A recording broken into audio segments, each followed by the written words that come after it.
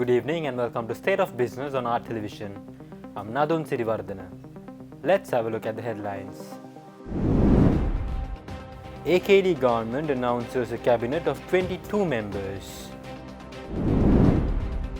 President expresses commitment to fulfill youth aspirations.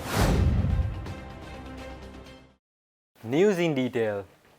As the National People's Power, or rather mostly known as Jathika Jana Balawegaya, secured more than two-thirds majority at the parliamentary elections which was concluded last Thursday, President Kumara Dissanayake appointed his cabinet members this morning.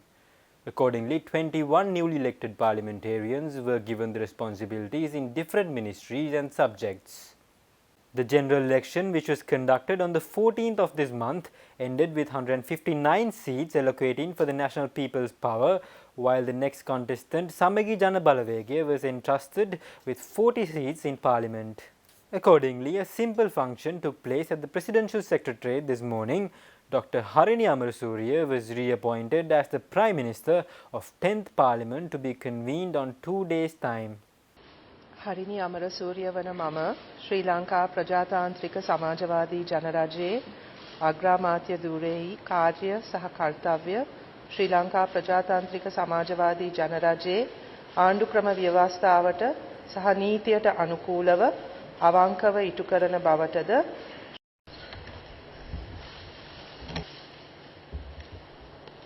She was also entrusted with the Ministries of Education, Higher Education and Vocational Training. JVP's one of the most senior stalwarts, Vijitha Herath, was appointed as the Minister of Foreign Affairs, Foreign Employment and Tourism.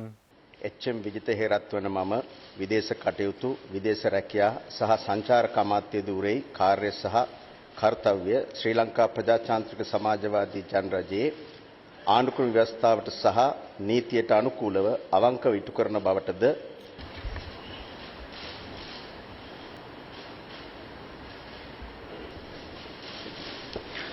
President Kumara Dissanayake has retained the Ministries of Defence, Finance and Economic Development and the Digital Economy.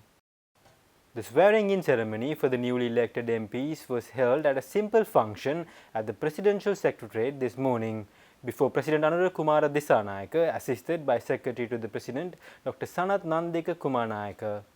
The specialty of the new cabinet members was almost all were experts in different fields such as university lecturers, doctors and engineers. Professor Krishanta Besena was entrusted with the subject area of Science and Technology Ministry, while Professor Anil Jayantha Fernando was appointed as the Minister of Labour. Engineer Kumara Jayakodi is the Minister of Energy of the new government and Dr. Dhammika Patabandi was appointed as the Minister of Environment.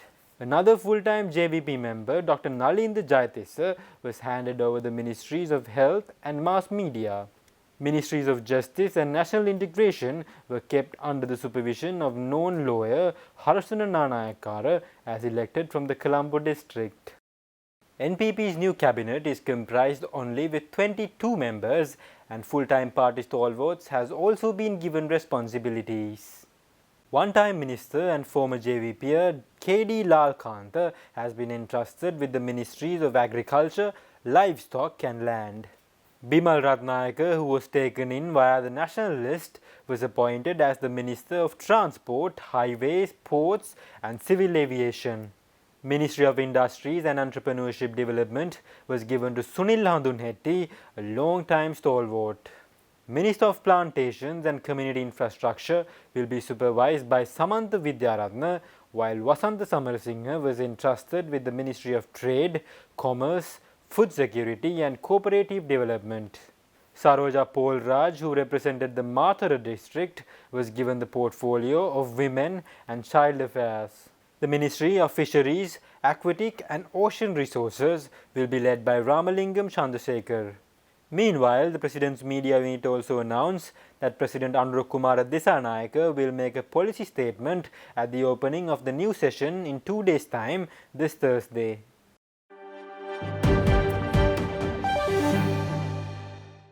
Stay tuned, we will return after this commercial break.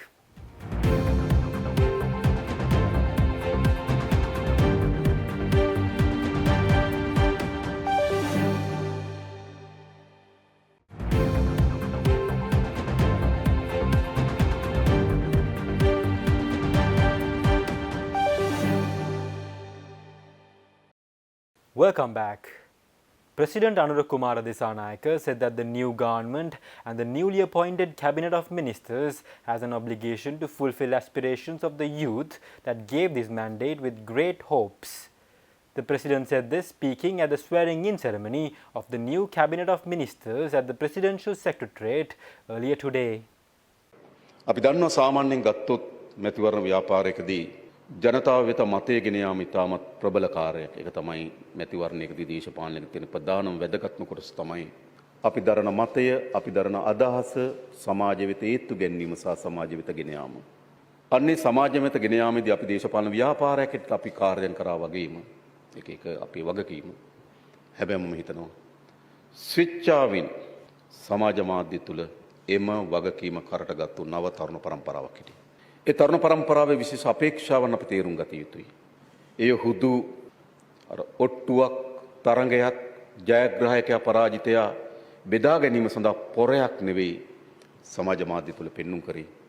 ඒ තුල පෙන්눔 කරේ අලුත් තරුණ පරම්පරාවගේ අපේක්ෂාවන් සහ අරමුණු.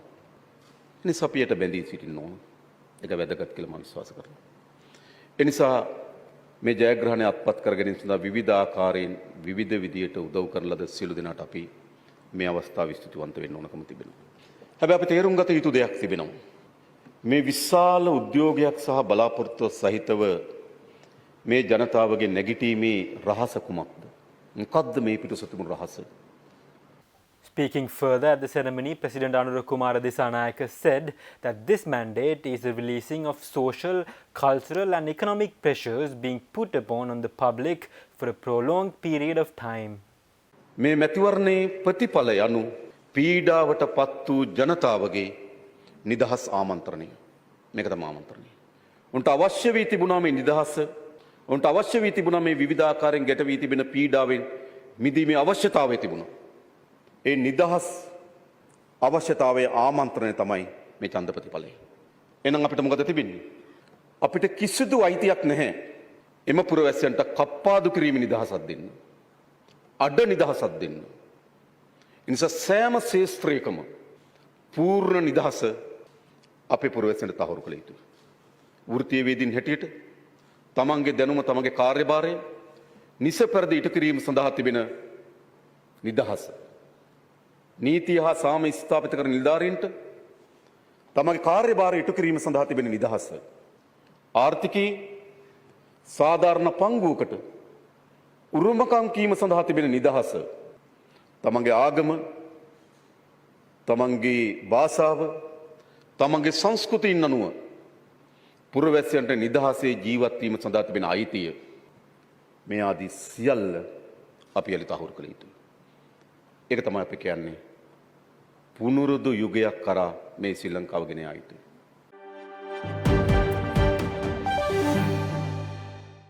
The Sri Lanka Foreign Employment Bureau has confirmed that it is carefully studying the possibility of legalizing employment under South Korea E8 visa category. Bureau Chairman Kosala Wickramasinghe emphasized that the recruitment system for these jobs is currently under review with no legal validity at this time. The E8 visa covers seasonal employment in Korea's agriculture and fisheries sector, typically for a period of 5 months. However, the Korean embassy has rejected previous agreements related to these jobs, citing their lack of diplomatic standing. Consequently, a circular issued earlier this year was rescinded on September 23rd. Chairman Wickramasinghe clarified that allegations of job opportunities being unfairly denied are unfounded as the agreement was never legally valid. In addition, the Bureau has warned against the unauthorized practices by certain employment agencies. Reports indicate that some agencies are illegally collecting money and passports from job seekers for E8 visa opportunities. Stay tuned for the stock update.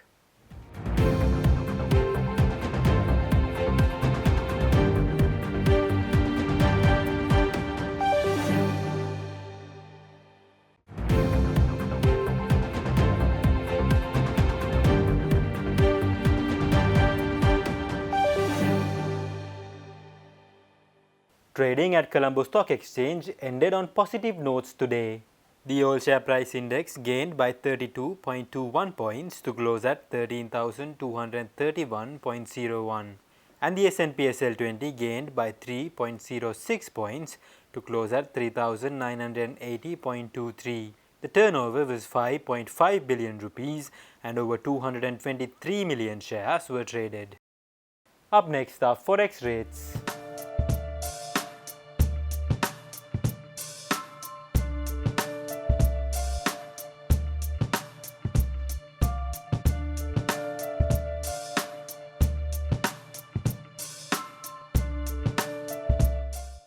That's all our news for today. For this and more, subscribe to our channel on YouTube and follow us on Facebook. Take care and good night.